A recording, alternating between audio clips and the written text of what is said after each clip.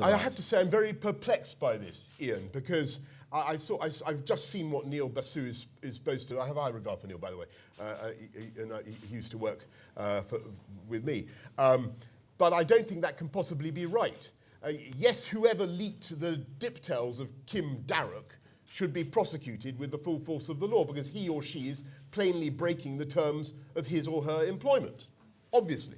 And as I've said many times in this whole debate, it's vital that civil servants should be able to speak their minds freely to ministers without fear or favour. That's absolutely right. So it's whoever has done it must be prosecuted. That's hunted down and prosecuted.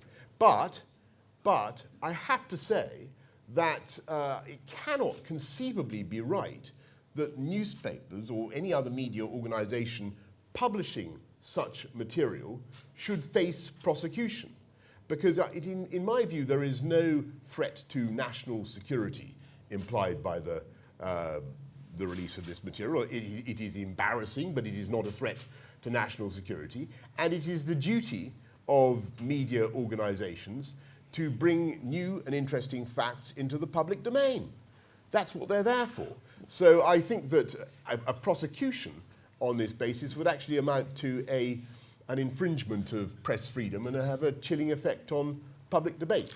That's my view. One of your leading supporters, Michael Fallon, the MP for Three Oaks, he said this morning on the Today programme, if they're receiving stolen material, they should just give it back to their rightful owner. The Mail on Sunday must make their decision. Now, that doesn't quite accord with what you've just said. I have a massive. Well, I don't think it's entirely inconsistent. Well, I have a great regard for Michael. What he's saying there is that the Mail on Sunday must make its decision. I'm making a case for press freedom and for the right of newspapers to put important facts into the public domain. Some of you may know there is a system by which editors, when there are matters of national security, that there is a system called the D notice, where if there are things that the security services think would really be, frankly, not conducive to the public good if published, editors generally obey that, and they show great self-restraint. In my experience, and that's the way the system operates. But I don't think these particular revelations fall into that category.